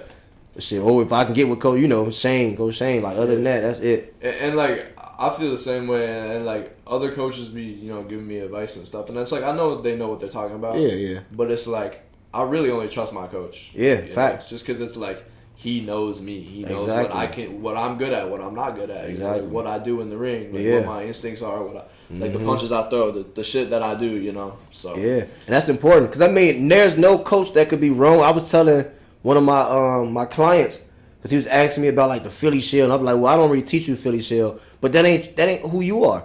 Like how you say somebody can tell you good advice. They know boxing. Not saying that their advice is wrong, but it don't correlate with my style. If I try to do what you're telling me, I can get caught maybe because it don't match my style. So that's important to know if your coach knows your style of fighting and how to train you and stuff. Like that's very important. Because it's like everybody knows the Philly shot works. Like we've seen Floyd do that shit, and master it. But it's like not everybody can do that. Exactly, that's not everybody's fight style. I seen a good video of Dimitri Bivol talking to somebody, and the dude, I don't know if he was like an amateur or like an early pro or something, or if he even had fights, but he was asking Bivol like, "Oh, how do you do your in and out shit?" And he was like, "Why do you want to know? Like that's not how you fight, Exactly. Like, it's like that's how I was taught how to fight, so I mastered it. Yeah. It's like you should fight how you want to fight, and like what you feel more comfortable with, and what fits like your body type or your ability of like athleticism and shit. Literally, so, I'm like, that's facts. Yeah, some people can fight peekaboo, Mike Tyson, and some people is like, don't do that shit. Yeah, if you're like 6'7", it's like you ain't gonna be fighting. Right? Don't make sense. Don't do that shit. Yeah, so that shit's important. Yeah, for sure. Who your favorite fighters? You got any fighters you like to watch? Yeah, I think Canelo for sure. Yeah, I'm excited for the Canelo. Oh, who you got? You got Canelo? Yeah, probably. Like Crawford is a good ass fighter, and I've been watching more of his fights lately. I mean, especially like his fight against Errol Spence. Like, bro, he picked him apart. Like that was. And crazy. I ain't gonna lie, I had Errol during that time. I thought Errol was gonna win. I thought he was gonna win too. I thought Errol was gonna beat him. But man, watching that fight was crazy. Man. But yeah, I got Canelo. I think it's just like. He's a 168 pounder. Like he's had whatever like 10 fights at 168 now at this point. Mm-hmm. So it's and like he even fought like 70 shit. Something too. Yeah, and he's fought up to 75. Like that's crazy. And Crawford a good ass fighter, but it's just like weight is a factor. That's why there's weight classes. Yeah. So and it's like Canelo's used to that shit. I think it's gonna be a good scrap. I hope it's not like a faint party where they're just not doing shit. I hope they actually like bring it, which I think they will. I think so. But yeah, I got Canelo. I think so because Canelo. One thing that I can definitely say about Canelo, I've never seen him fight nobody and he like not try to fight. Yeah, he's never. It's only the people that he's fighting trying not to fight him. Like that's all it is. Like even when he fought Charlo, I thought that was gonna be a crazy fight. Mm-hmm. Like shit, he finna fight Charlo, and Charlo fucking ran. Yeah, he got dropped. Then he realized, I went to that fight. Did you? Yeah, that's like the only besides like local pro shows. That's the only like pro fights I've been to. Yeah, mine is that I went to Errol Spence and Mikey Garcia at the in Texas. Yeah, that fight was dope. Fire. I'm not gonna lie, that was so dope. Yeah, he beat the hell out of Mikey Garcia too. Oh man, Errol in his prime, fucking cold. Man, cold. That was one of my favorite fighters. I'm not gonna lie. I was hurt when Crawford picked him apart like that. But that's when I realized, like, damn, Crawford is cold. Yeah. I didn't realize he was that cold. Yeah. But no, I don't know. That's a 50-50 for me. Because I love how the way Crawford fight. But the problem, like you say, like that weight.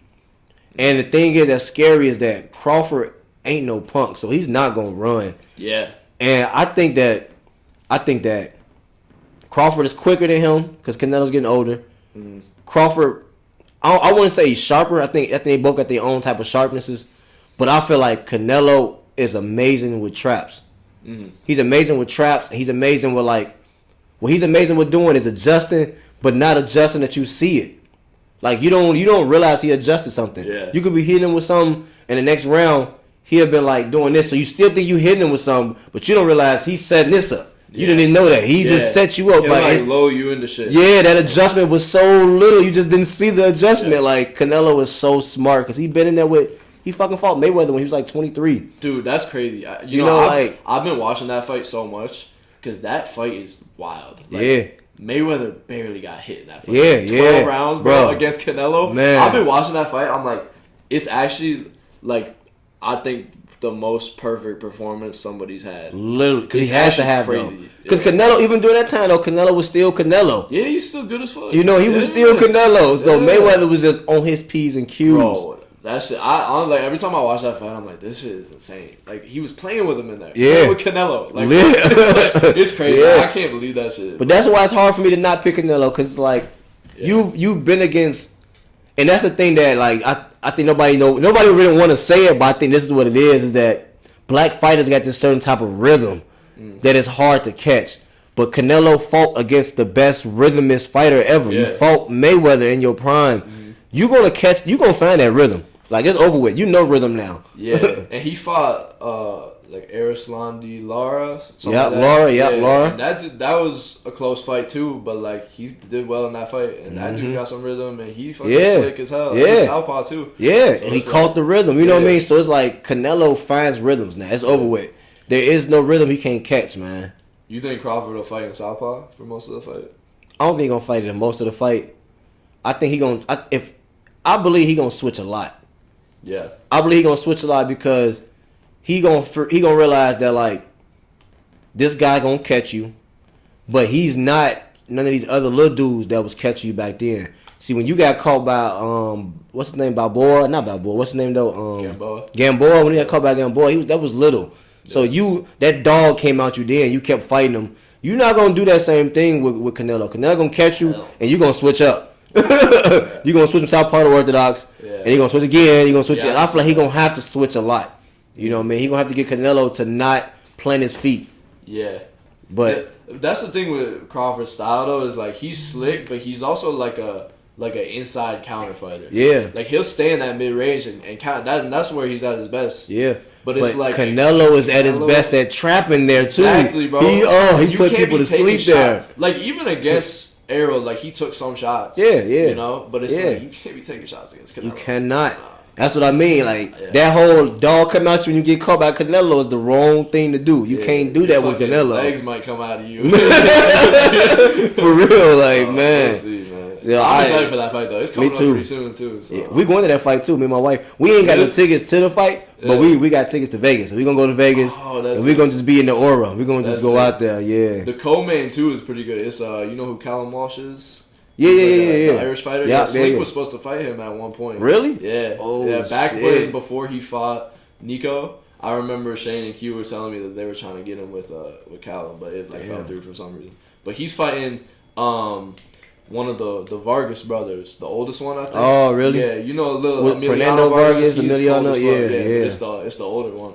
I think it's Fernando Vargas. Yeah, or something like that. One of them Vargas, but yeah. But he's fighting him, so that should be a good fight. And that's like Yeah, co-main. That's a good stage for him because Man. I like that. I mean, I'm Irish, so it's like I support the Irish fighters. You know? I feel you got to. You got to support your shit, man. So I like it. If he would have fought Slink, I would have been like, yeah, fuck all that. I'm rooting for Slink.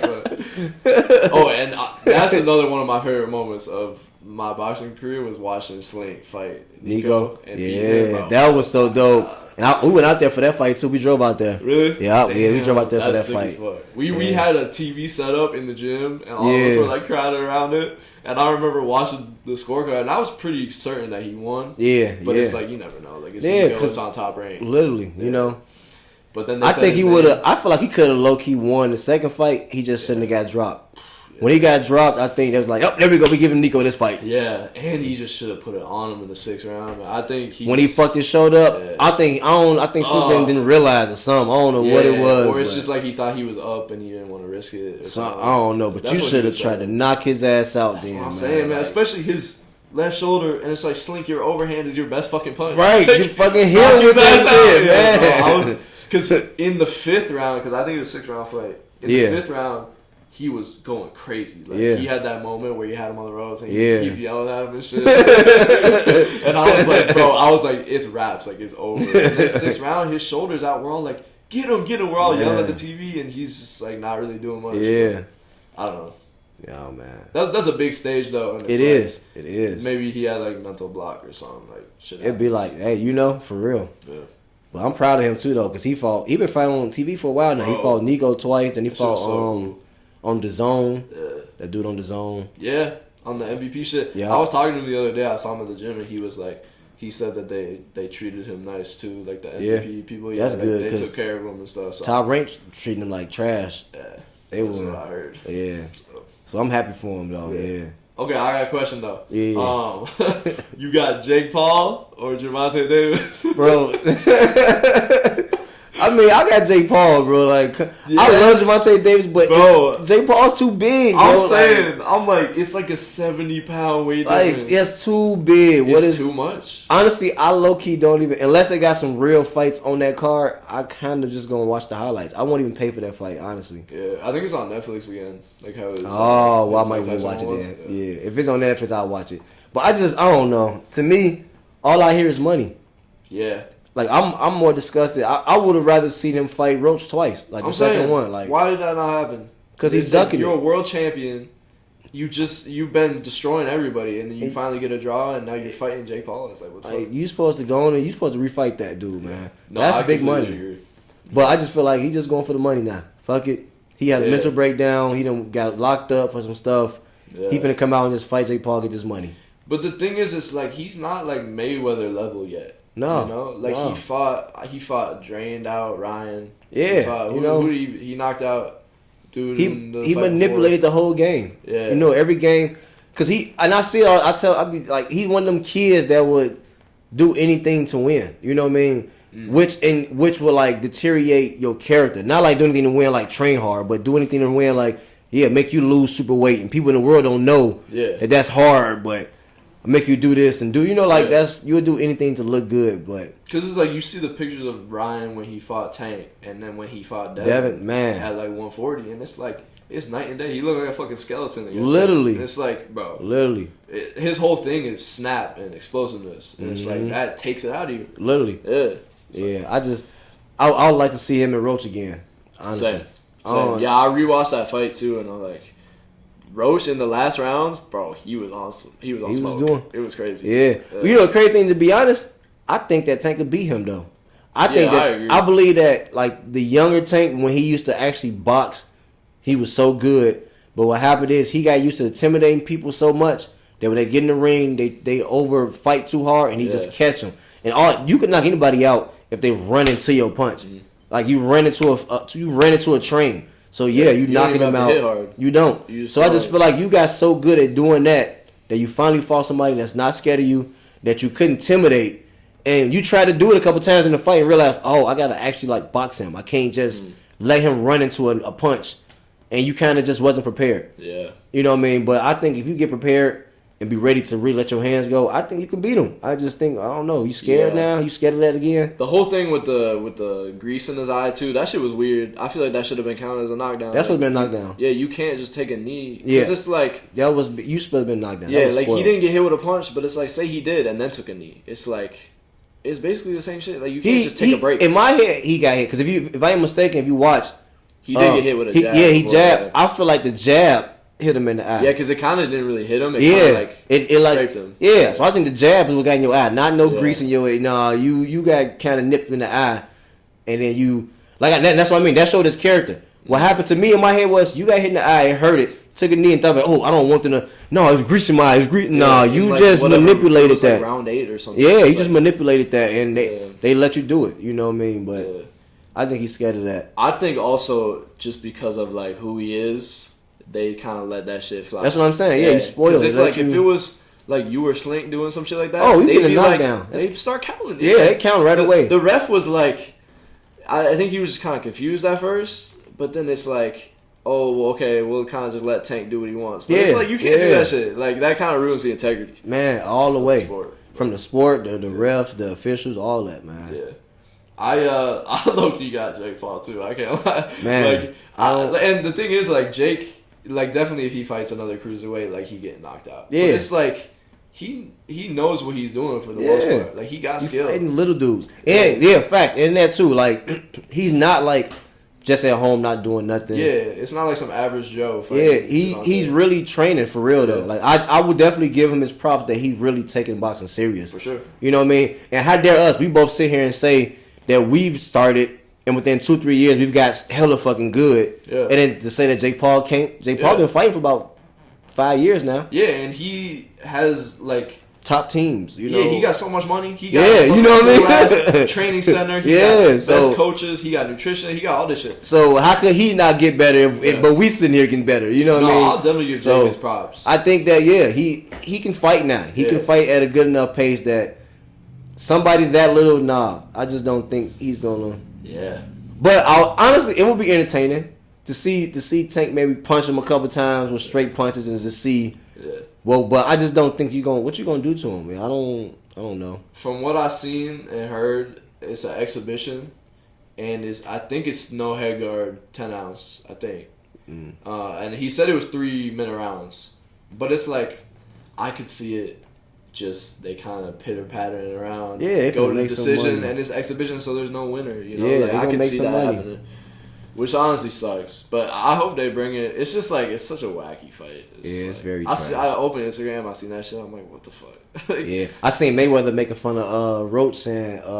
At first, I saw a flyer saying Roach versus Mayweather, and then I Yeah. seen Mayweather put up saying his guy Moulton Carmel, versus I Roach. see that too. That'd be crazy too, though. I ain't gonna lie. Yeah, But I'm mad that I feel like David Benavidez just been out the picture. yeah, Like nobody's talking about David Benavidez no more. yeah. He fighting Anthony Yard. Oh yeah. Anthony Yard's a good fighter. No, yeah, he is. So That's actually gonna be a but good I think one. Benavidez will win. Yeah, probably. facts. But yeah, Yeah. now he's making a tear at 75 now, so we'll see. Yeah. But I don't know if they're gonna do Bivol and Better Be again. Yeah.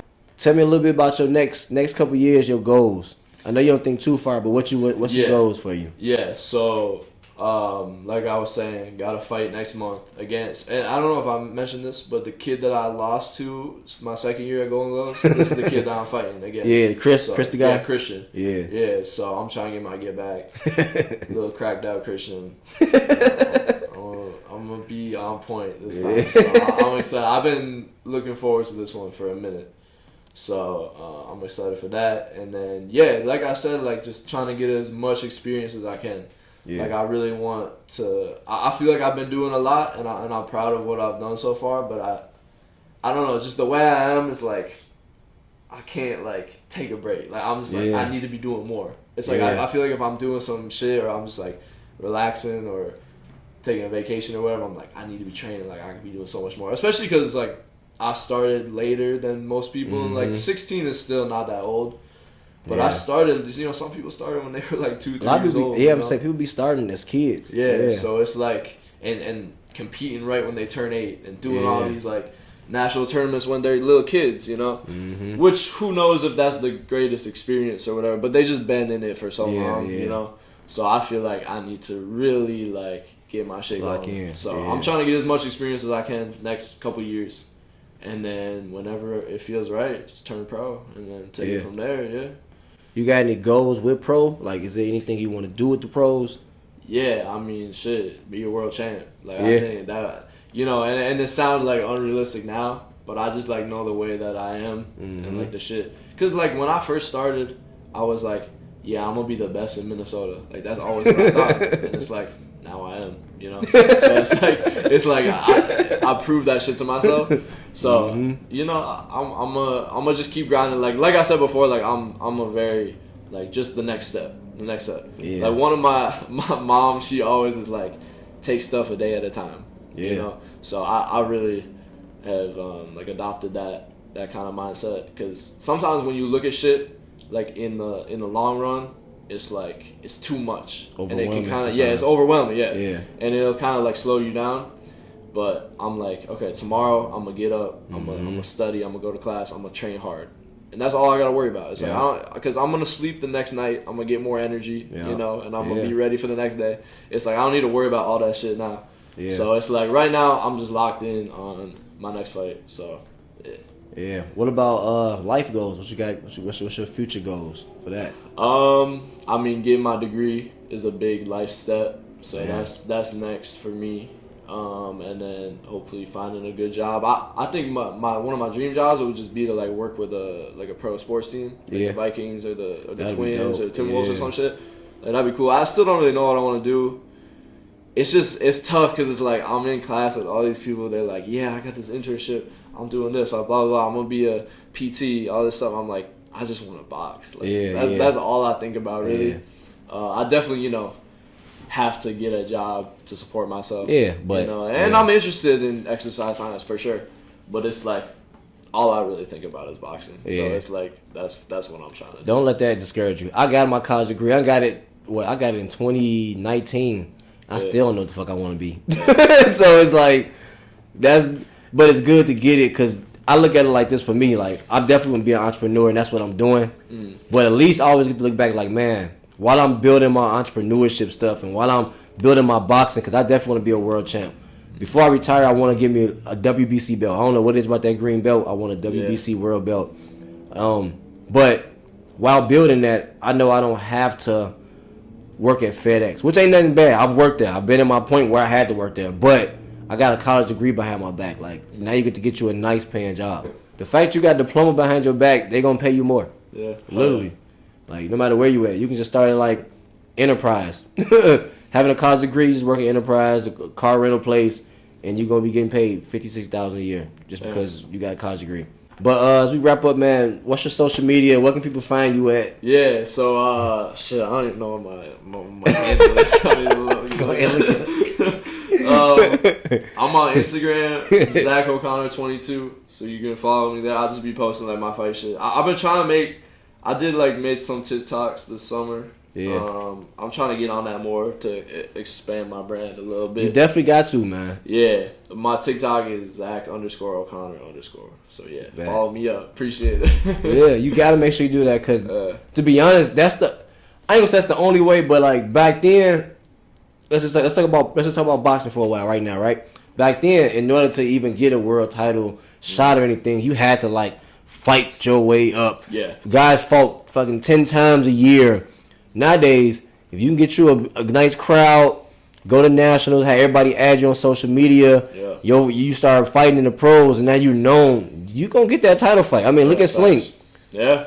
After Slink lost, he took a loss, bro, at home, and then Nico and them called him up. Yeah, so it can happen. Like how you say, some people might not look at it as realistic, but it's very realistic. For sure. That's why I believe that I can get mine in soon, too. So it's like, we got to keep going. But facts. Definitely get your social media busting, man. Stay on it. Keep it growing. Yeah, I will. Man. You inspire me, man. I be going on TikTok. I be wasting my time on TikTok, and then I see your shit. I'm like, damn, I need to be posting. Man, for real. I try not to be on social media unless I'm posting. Yeah. I try to be like, all right, I'm going to get on. I'm only getting on the post. And then share somebody else stuff that I see going on. So I always try to make sure I'm sharing people too. Like I never want to be like just me. Yeah. So but that's one thing I gotta lock in is my screen time. I gotta cut that shit. Hey, but I'm a kid still. Yeah, you still got. I got kids and shit. So I be like, do I want to? I done fucking fed kids and did all this other shit. Now I got this amount of time. Am I gonna spend it on phone or am I gonna fucking work out? I need to work out. Yeah. You get to work out and do school. You don't got kids, so you get to be on social media and shit. You get to hang out. I get some downtime. Yeah, my downtime. I gotta choose. Do I want to be on downtime? Or do I want to work out? Yeah. So I'm choosing working out every time. So now I'm just gonna post my shit. Yeah. But man, I'm glad you came all the way out here, bro. I appreciate it, man. You having me, man. Hell yeah. I'm definitely It's been tough right now, but I'm gonna get back in the gym, man, for sure. I'm in the gym, I'm working out, but I'm gonna get back in the gym with y'all. You know what I mean? I'm just gonna be dope. Our shit out. It's like this little blip on the radar, so we gonna be past it. Yeah. But we gonna be back in. We gonna be back in there, man. Appreciate you, bro, man. See y'all later, G. Peace.